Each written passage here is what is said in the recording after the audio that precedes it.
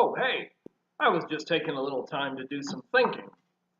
Thinking is something that a lot of critics of the Bible and Christianity think we don't do. They think we're just unintelligent, mind-numbed, uneducated ignoramuses that don't understand science or even don't accept science and don't accept logic and reason. Well, today is the first lesson in a series that I'm calling Thinking People Choose Christianity. And the first lesson today is don't check your brains at the door. We're going to look at Paul's encounter on Mars Hill with the Epicureans and the Stoics and see a logical and reasonable defense of Christianity and the God of the Bible. As Bill Cosby used to say, before it's all done, you might just learn something. So let's get started.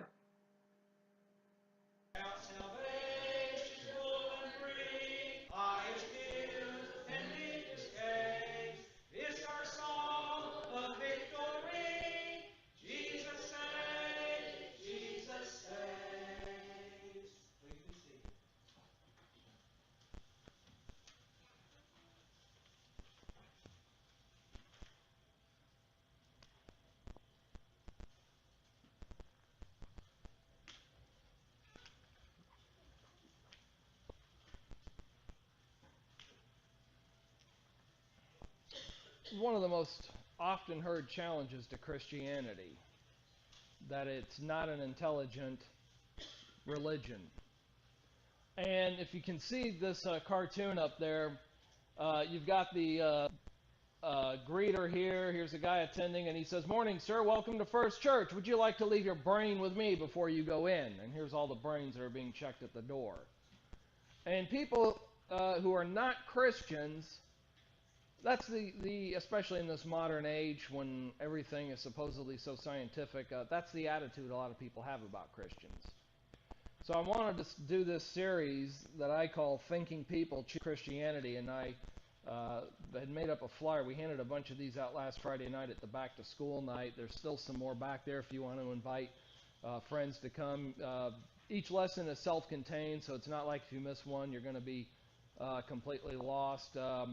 And there might be a change or two in this because I've been doing a word study, or several word studies, and I'm piecing together a lesson from that about what the various words like teaching and disciple and things like that mean. Because what I have encountered here recently in some discussions I've had with some skeptics and non-believers is they look at faith as something that has no proof to it. But as I'm studying what the Greek words and some of the Hebrew words mean, that's not the case. It is something based on fact or based on evidence. And it's a typical mistake that people are making where they're taking a 20th or 21st century dictionary English word and trying to make it fit a first century Greek word, and that's the proverbial square peg in a round hole. It doesn't work. But some people will look at us as being ones who are primitive, that somehow we believe in magic because we believe that God created the world, as Genesis tells us, that He sent a Savior who was born of a virgin, lived a life, ministered, taught, and went to the cross, died, and was resurrected. Somehow that is considered magic and fairy tale and fantasy. But somehow believing that this universe came from nowhere, built out of nothing, became inanimate objects, and then somehow intelligent life grew out of that, somehow that's considered science. But Louis Pasteur, what I remember from my science class, refuted the whole notion of what's known as spontaneous generation, and there's an assignment for those of you who maybe haven't heard that or don't know what it is. Go home and look it up.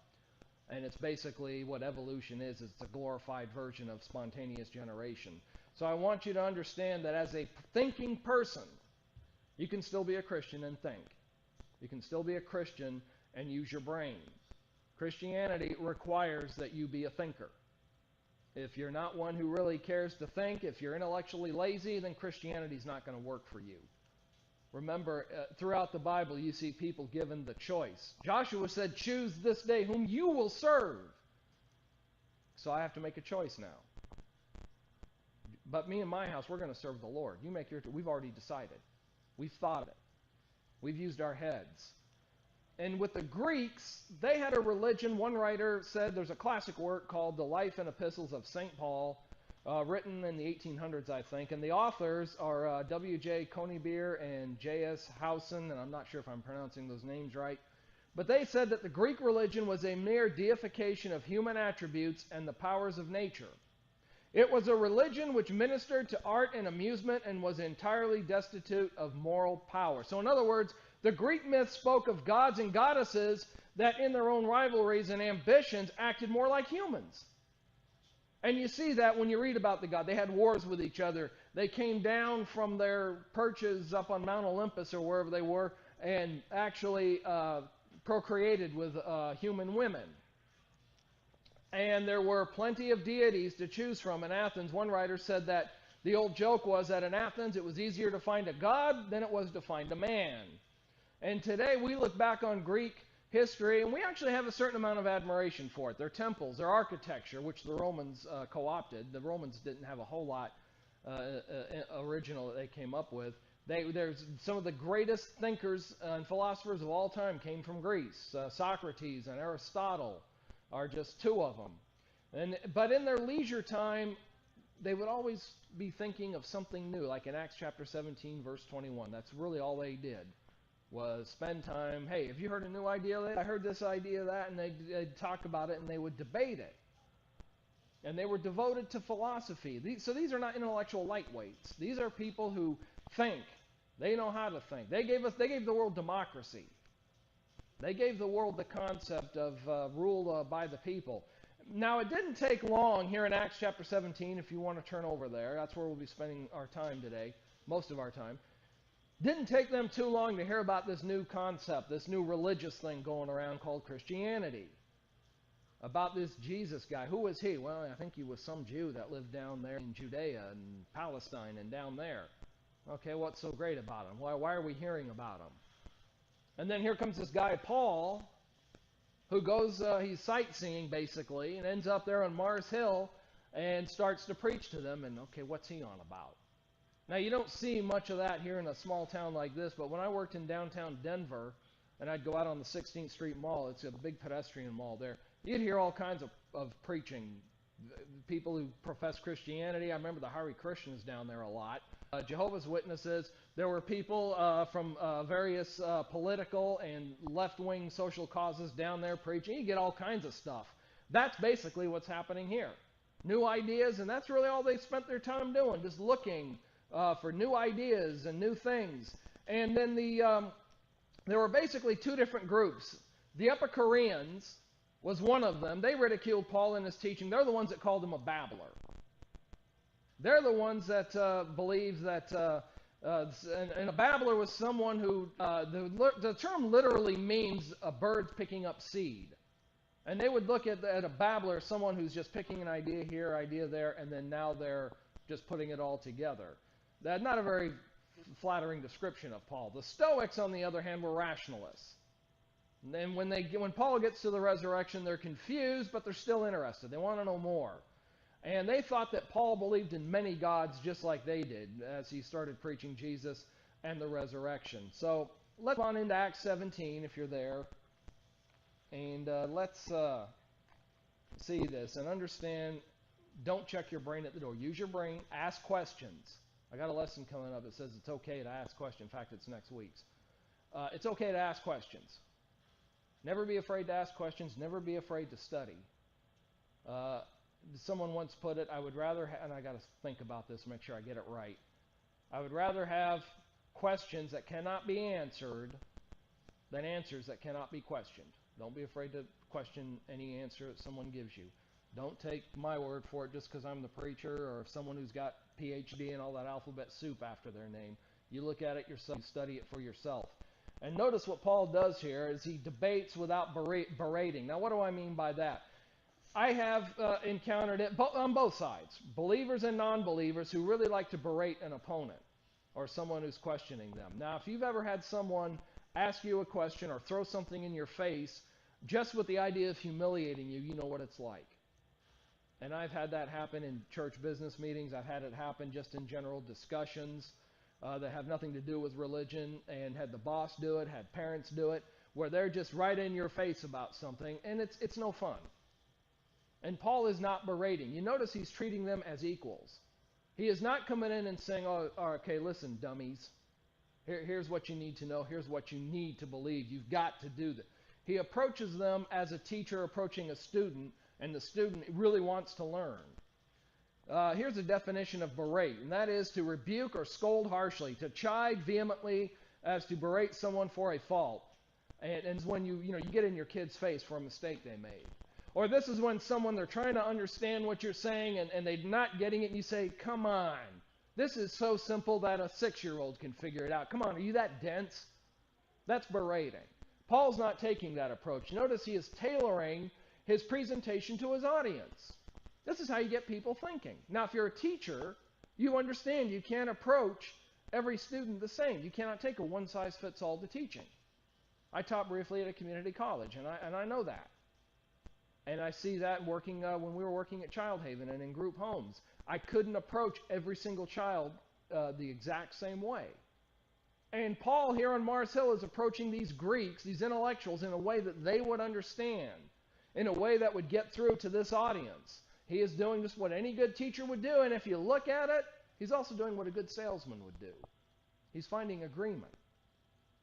He's finding areas that he can compliment them on. I'll show you that in just a minute. See, in the synagogue, he debated the Jews and the worshiping Gentiles, and probably using arguments that he's used since his conversion. Going back to Acts chapter 13, you can see some of the arguments that he used there. And so now he's out here in this public marketplace, kind of checking things out like you might do in a city you've never been to. And Luke tells us that he went on in there to debate. Now, this is the kind of debate as I'm picturing it. This is not like those dog and pony shows that they do at presidential election. Those aren't debates. Those are just joint press conferences where they've been prepped for weeks at a time and to give canned answers. He is actually in there giving his presentation. They're asking him questions. He's thinking about, okay, yeah, and then he's coming back with an answer and maybe even firing back questions at them. And they're listening to what Paul has to say, thinking about it, and they're firing back. It's an exchange of ideas. And he's preaching stuff here that they haven't heard before. He is discussing. He is listening. He's thinking. Then he's talking and giving thoughtful responses to those who questioned him. Now, the Epicureans, they teach that pleasure is the ultimate goal. I need to avoid pain, anything that's uncomfortable. Very materialistic. The Stoics are more rational. They're more into self-discipline. They are what we would call today pantheists, meaning they believe God exists in everything, everyone. God's in that bench right there. Okay, God's in you. God's in this pulpit here. That's basically what they mean. God's just everywhere. Whatever happens, it's because it's supposed to happen. There's no good or evil in the world. Things are just the way they are. They're just the way, que sera, sera, like Doris Day used to say. Whatever will be, will be. And we can see people who maintain those ideas even today. The audience, you notice verse 18. What does he want? Who is this guy? What does he want to say? Hey, he seems to be preaching some foreign weird gods. Hey, come here. What's your name, Paul? Yeah, Paul, can we know what this new doctrine is, this idea? We've never heard anything like this. Could you elaborate on it, please? And that's basically what they want to know, what they want him to do. And some, you notice, they mocked him. Well, these are the ones that call him the babbler or the seed picker-upper. I think he's just picked up a bunch of different stuff, and he's just out here now spewing it to whoever happens to be going by. But notice the thing we see here. Effectively presenting the gospel does not mean you have to yell or belittle someone or ram things down their throat. Y'all remember, or have you watched on the Nickelodeon, those channels? Remember Sanford and Son? You remember Aunt Esther? And how she was always shoving it down Fred's throat with her Bible and, oh, glory, and carrying on and just really, we don't need to do that. In fact, when you look at the book of Acts, look at how Jesus behaved. Yeah, they got tense at times, and yeah, I picture some shouting matches, but at the end of the day, it was all intellectual. Jesus, by what authority do you do this? Why don't you wash your hands as if the tradition of the elder? And he would give them an answer.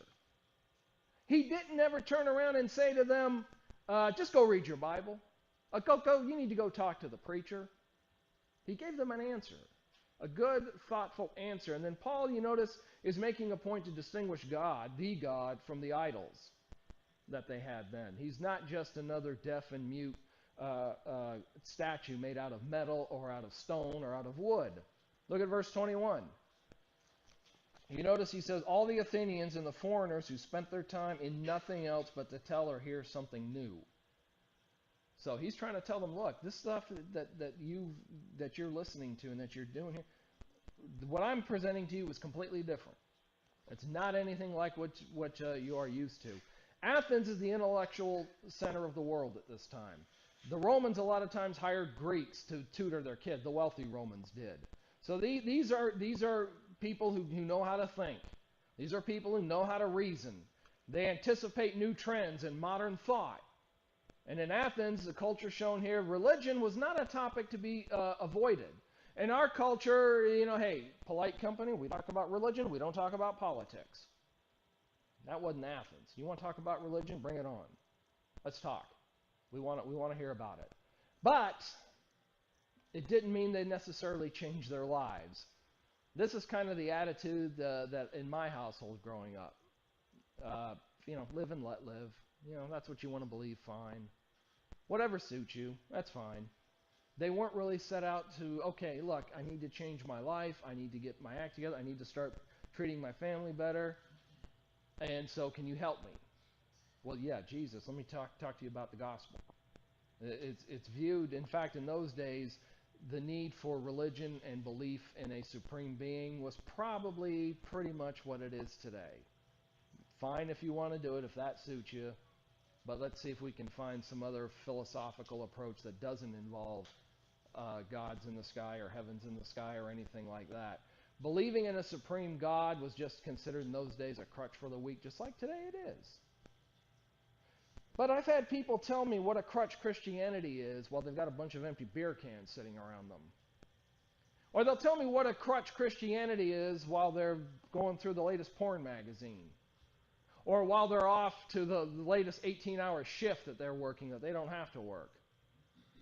Yeah, I'll concede Christianity can be a crutch, but I like my crutch better than their crutch. My crutch isn't going to impair my judgment or my ability to think and handle a car or any of the other typical things we do in life. Look at Colossians chapter 2, beginning in verse 8. And you see the problem there is with most man-made philosophies is they're subjective. They're based on human standards. Probably we could find a way to be good and have standards without the Bible, but they're going to be subjective. Meaning what I think is right or good in a situation, you may not think that. But with the Bible, I've got an objective standard.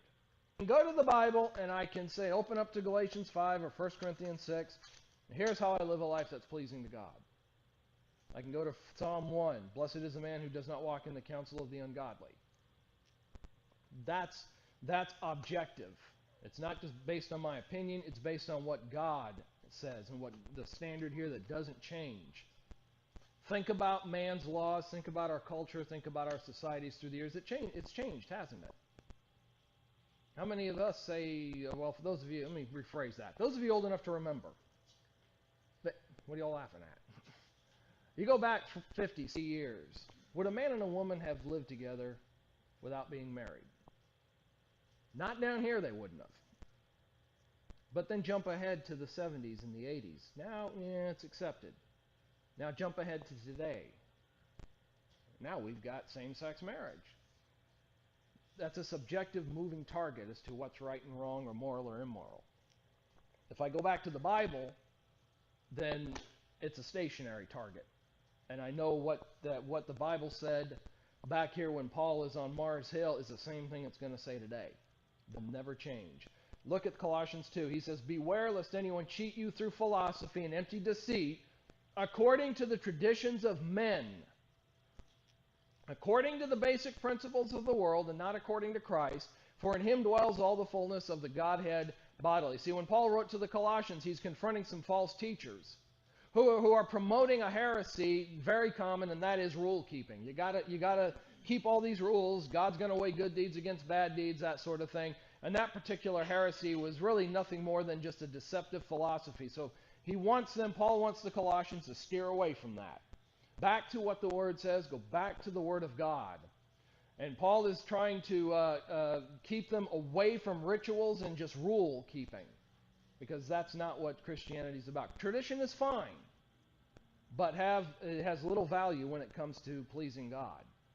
Tradition can be good for just keeping things in order, having the Lord's Supper after the sermon or before the sermon. Well, that's a tradition. That's going to vary from church to church, and that helps you to have an orderly service. Acts 17, look at verse 21. And this again, they spent their day just listening for something new. They are deep thinkers. They're smart. They're actually entertained by these new ideas. However, they didn't really change their lives. Someone would come to them with a new idea about how to live their lives, or something maybe really revolutionary. They'd listen. Oh, that's very interesting. Let's go on to lunch. They wouldn't let it change their lives. Now, keep in mind, for the thinker, Christianity demands change. That's part of the thought process with it and accepting it. And so these people are basically all talk and no action, is what we would say today. But we'd be like Paul and continue to push home the message. Continue to preach it. Touch the lives of people. Let them see they can change their lives. Whatever's hanging them up, whatever sin they've got, they can change their lives. And then notice, God is more than just a human philosophy.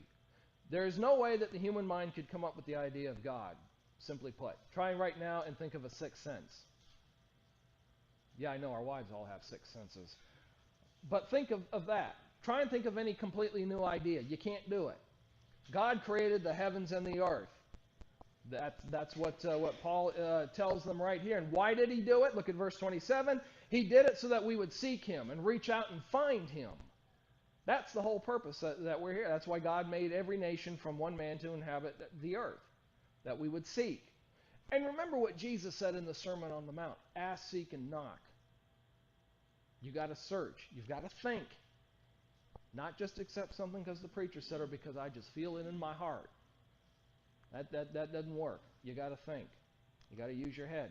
And then look at the reasons, the reasonable arguments Paul gives to believe in the God of the Bible. First, he is the creator of the universe. He made everything. So it's reasonable to conclude the universe had a beginning.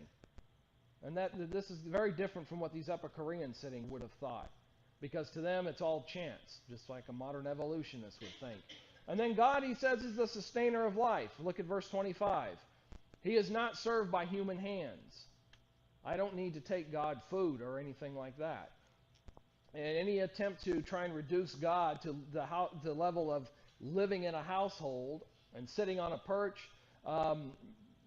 you're trying to make him, again, in the image of man. And then notice that God is the ruler of all nations. That's the whole theme of the book of Daniel. God is the ruler of the nations. The nations, the times, and the places is what Daniel tells us that he's going to rule and control. God cannot be responsible for our bad choices, because remember, God gives us choice. It's up to you. Here again, you have to think it through. Okay, I'm going to accept Christianity. Nah, I don't think that's for me. God wants you to think it through. And then, number 4, he is the father of all human beings. He created us all. In that sense, he's our father. He's the father of the Christian in the sense that we have decided to accept his offer of salvation through Jesus. But he created us all. So now Paul is presenting Christianity as logical and as reasonable. Have a look here at the objective standard he's using. See, the Bible gives us this objective standard. Philosophies change, laws change, God's word never changes. Jesus is the same yesterday, the same today, the same forever. Look at verse 24. What he's doing here, and in Romans chapter 1, is we could call an appeal to natural revelation. There's a creation. It demands a creator. This church building did not pop up out of the ground out of nowhere. There was an architect who designed it. There was a contractor who oversaw the construction. There were people electricians and plumbers and carpenters and stonemasons who worked on it. If you wanted to take the time to look into that and research it, you can probably find out who did it, just like God. This creation tells me that there is a creator. Now, who is that creator? Well, the scenery and the trees don't tell me that. That's where I have to, again, use my head and think and search who that creator is. Now look at the verse. God, who made the world and everything in it, since he is Lord of heaven and earth, does not dwell in temples made with hands. nor is he worshipped with men's hands as though he needed anything, since he gives life and breath to all things. And in Romans chapter 1, where the wrath of God is revealed from heaven against all ungodliness and unrighteousness of men who suppress the truth in unrighteousness, because what may be known of God is manifest in them. For since the creation of the world, his invisible attributes are clearly seen, being understood by those things that are made, even his eternal power and Godhead, so they're without excuse. So in other words, this creation tells you there's a creator. You're without excuse if you don't seek him out.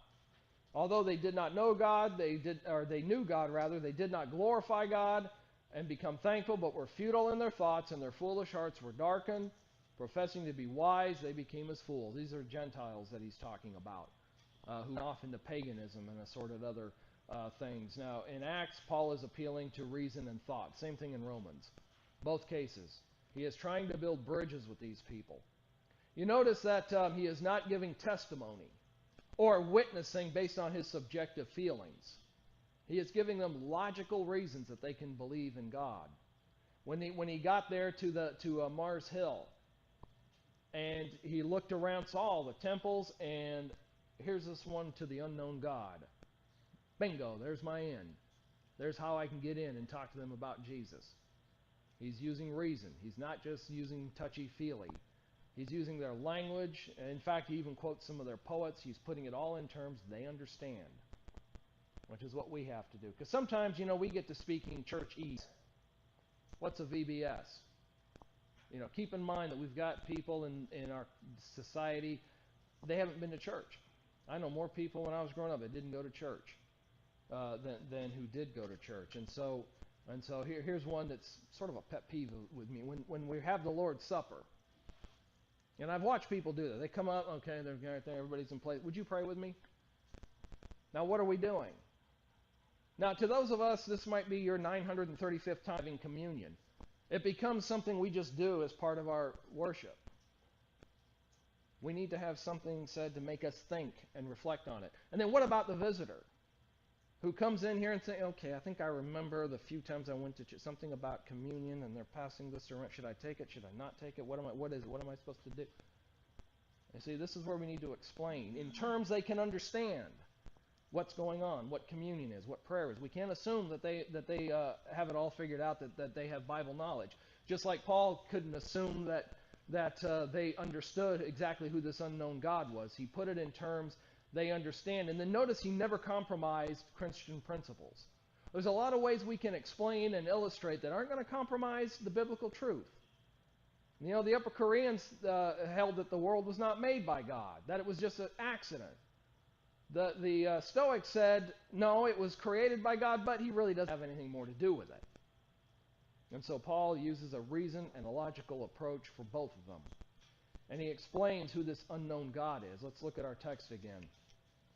Paul stood in the midst of the Areopagus, at the area of that place there on Mars Hill, and he said, Men of Athens, I perceive that in all things you are very religious. And for as I was passing through and considering the object of your worship, I found this altar over here with the inscription to the unknown God. Therefore, the one whom you worship without knowing him I proclaim to you, God who made the world and everything in it, since he is Lord of heaven and earth. And he goes on into a gospel presentation. See, Paul assumes as an acknowledged truth there is a God. And notice he starts where they are. This is kind of both the teaching he's using as a good teacher, approach that they understand. He's also doing a little bit of salesmanship. And so I tell you, find agreement. I'm glad you came in here to talk about this life insurance policy, because this is going to be really good for your family. Or agreement. Yeah, the suit here looks really good on you. Let me see what I can do for a tie. You find agreement. I perceive in all things you are very religious. Kudos to you. You are religious. You are spiritually minded. You are thinking. Now, this unknown God over here, well, let me tell you about this unknown God that you're worshiping. This is basically what I do at Christmas and Easter.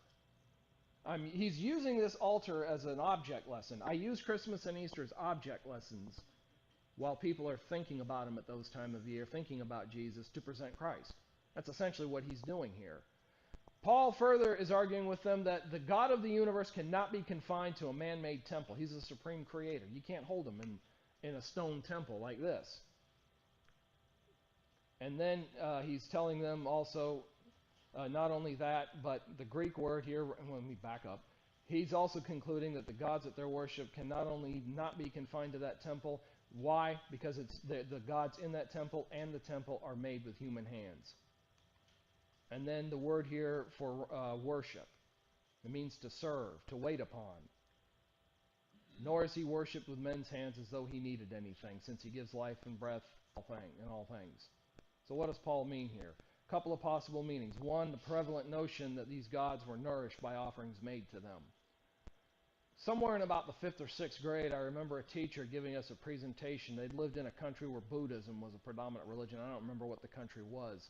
But she showed us some statues, big, huge Buddha statues, and there were little plates of food left by Buddhists. And of course, the food eventually disappeared. Well, where did it go? Well, birds and squirrels and other sort of animals came and ate it. They were trying to feed this statue like you would a human. Paul is saying that's the God of the universe. That is not the creator of the universe. And then Paul might also be referring to the people who are actually employed in the temples to, bring the food to the gods and serve them and dust off the statues and that kind of thing. Paul is saying, look, the God that I'm trying to tell you about, this unknown God you worship, that's not who he is. And he affirms that the creator of all cannot be that dependent on the creature. So, course of worship, what we're offering up to these pagans, it is absurd. It is illogical to go to this statue and say that statue is your God, is your creator. Just like the pagans who worship trees and other things. That is illogical because they're created beings too. So Christianity is reasonable. It's logical. You don't have to turn off your brain. Use it to think, and you've got to think. And look at the different responses that Paul got from these people that he talked to. Some of them just out and out rejected it. Look at verse 32. They sneered at him. You got to be kidding me. No way am I buying that. Come on, let's go have some lunch. And then there were those who wanted more information. Yeah, we'll hear you again on this matter. Let me think about it. And then finally, those with reception. Look at verse 34. A few believed and joined with Paul. Paul, we get it. We understand what you're saying. We want to follow Jesus too. So the question comes back to you. Which of those are you going to do? Reject it? That's not a good choice. But it's a choice. You have free will to do that. You want more information? Then that's where we need to study together, where you need to read and study and think. And then hopefully you will accept it one day.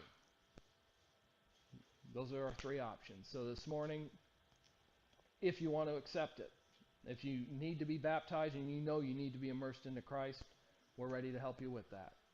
If you just would like us to pray with you, we can help you with that too. Or if there's just questions and seeking and things that you're trying to do, we can help you with that too. And if you would like to respond, we'll stand in a moment and sing the invitation song, or I'll talk to you privately. I just want you to do whichever works best for you.